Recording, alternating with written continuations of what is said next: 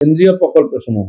পঞ্চায়েত ও গ্রামোন্নয়ন P&RD দপ্তর রাজ্যের সমস্ত প্রধান কেন্দ্রীয় প্রকল্পগুলি পুনরায় চালু করেছে, যেমন MGNRESG-GS, PMAY-G, PMGSY, DAY-NRLM, RGSA, NSAP এবং কেন্দ্রীয় অর্থ কমিশনের আওতাভুক্ত প্রকল্পসমূহ।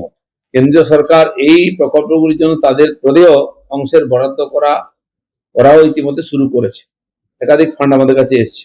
প্রধানমন্ত্রী গ্রাম সড়ক যোজনা গ্রামীণ, ভারত সরকারের গ্রাম উন্নয়ন মন্ত্রকের এম্পাওয়ার্ড কমিটি তাদের 27 মে 2026 তারিখে অনুষ্ঠিত বৈঠকে এই প্রকল্পের অধীনে প্রায় 2790 কিলোমিটার গ্রামীণ রাস্তা এবং 45টি সেতু নির্মাণের নীতিগত অনুমোদন দিয়েছে। আনুষ্ঠানিক অনুমোদন পাওয়ার পর এই প্রকল্পগুলো বাস্তবায়নের কাজ শুরু হবে। কেন্দ্র এবং রাজ্যের অংশ মিলিয়ে প্রায় 2500 কোটি টাকার বিনিয়োগ এই রাজ্যের গ্রামীণ যোগাযোগ ব্যবস্থাকে আরো শক্তিশালী করার কাজে ব্যবহৃত হবে।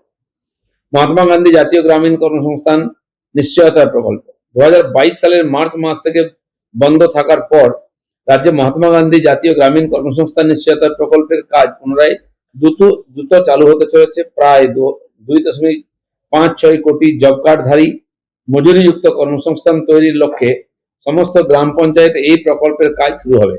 পঞ্চায়েত ও গ্রামোন্নয়ন দপ্তর কর্তৃক প্রয়োজনীয় প্রশাসনিক অনুমোদন, সমক্ষমতা বৃদ্ধি এবং প্রশিক্ষণ কার্যসূচির কাজ সম্পন্ন হয়েছে। VBG-Ramji এর যে সেকেন্ড পার্ট, জুন মাসে নারেগা চলবে, 1 জুলাই থেকে জি-রামজি শুরু হবে।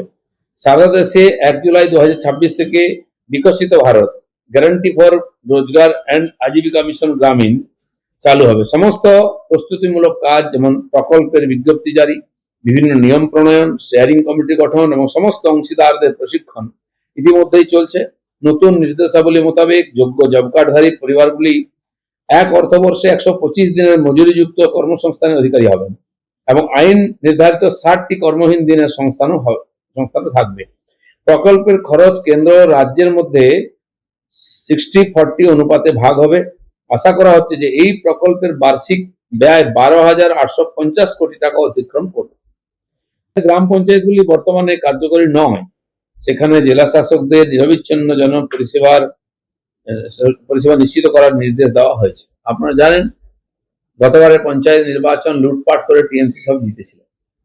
ফলেতে মানুষের ইচ্ছার বিরুদ্ধে যারা নির্বাচিত হচ্ছিলেন তারা এখন পঞ্চায়েত বা প্রধান কেউই অফিসে আসেন না। ফলে এই 1 মাস ধরে নির্বাচনের পরে আমাদের উন্নয়নের কাজ ব্যাহত হচ্ছে।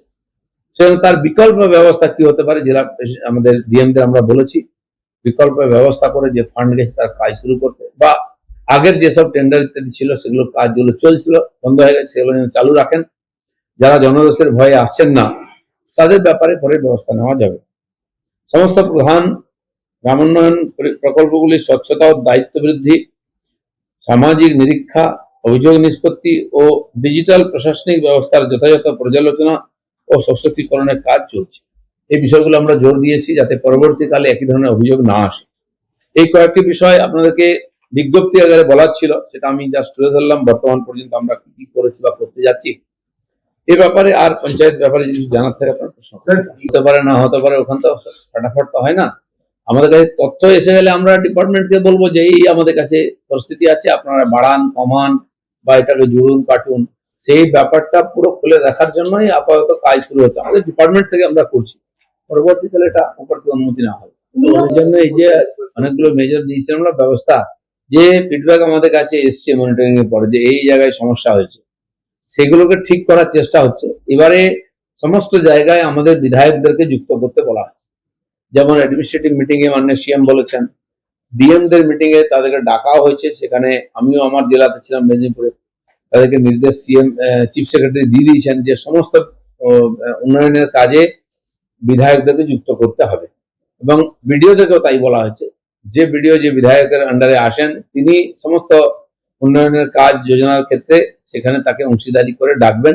আজকে আমরা এই মাত্র আমি ভিডিও কনফারেন্স করে এলাম সারা প্রদেশের 400 জনের সঙ্গে। তাতে আমাদের বিডিওরা ছিলেন এবং সেখানকার গ্রামীণের সমস্ত বিধায়করাও তার মধ্যে ছিলেন। সবার সামনে জিনিসটা ক্লিয়ার করে বলা হয়েছে, উন্নয়নের সমস্ত কাজ সমস্ত প্রতিনিধিদের সঙ্গে নিয়ে করতে হয়। তো অলরেডি এগুলো দেখেন, যে যে পঞ্চায়েতে এরকম অচল অবস্থা তৈরি হচ্ছে সেখানে বিকল্প ব্যবস্থা করতে হবে। কিন্তু অনেক প্রধানই আসছেন, কাজ করছেন, কারণ যিনি নির্বাচিত হয়ে থাকেন তো এসে কাজ করা উচিত।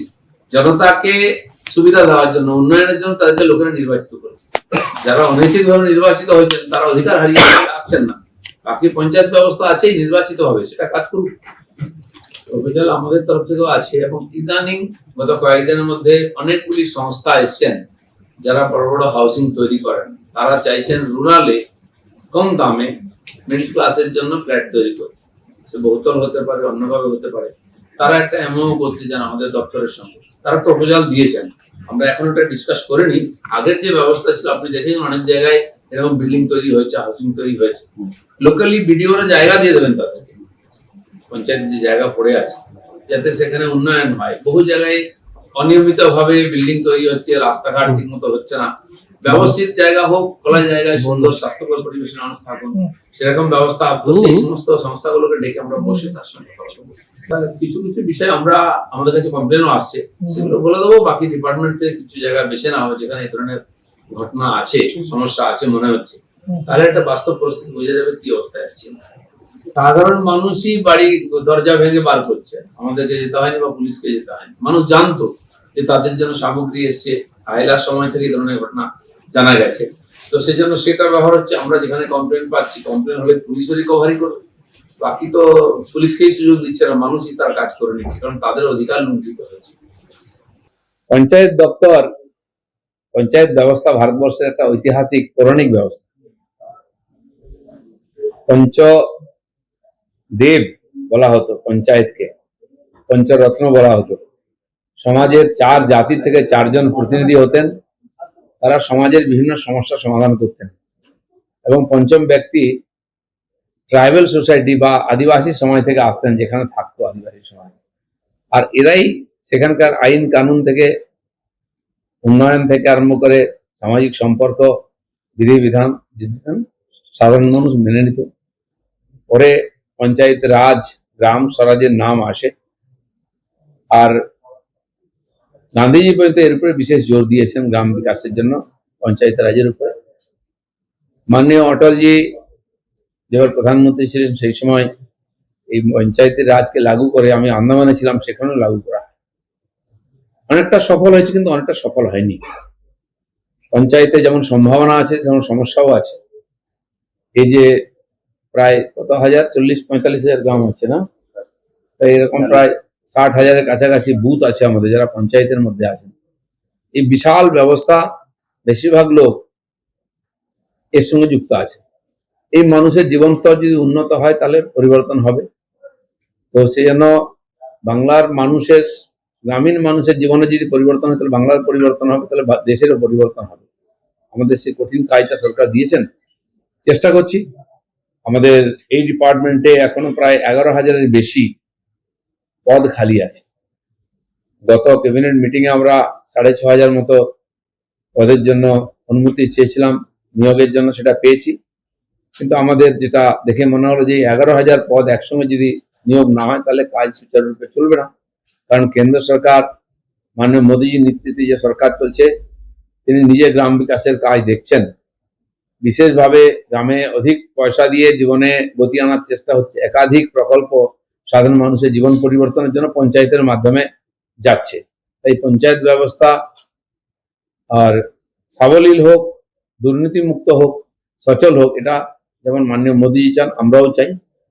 গ্রামীণ বিকাশের, গ্রামীণ ভারতের যদি বিকাশ না হয় তাহলে ভারত, নতুন ভারত তৈরি হবে না, ভারতের উন্নয়ন হবে না। সেজন্য পঞ্চায়েত ব্যবস্থার বিশেষ গুরুত্ব আছে। আজকে যে ইদানিং কয়েকটি সিদ্ধান্ত আমরা নিয়েছি মাসখানেকের মধ্যে, কিছু কিছু আপনারা জানেন, কিছু আমাদের কাছে আজকে ঘোষণা হচ্ছে, নেক্সট কি করব।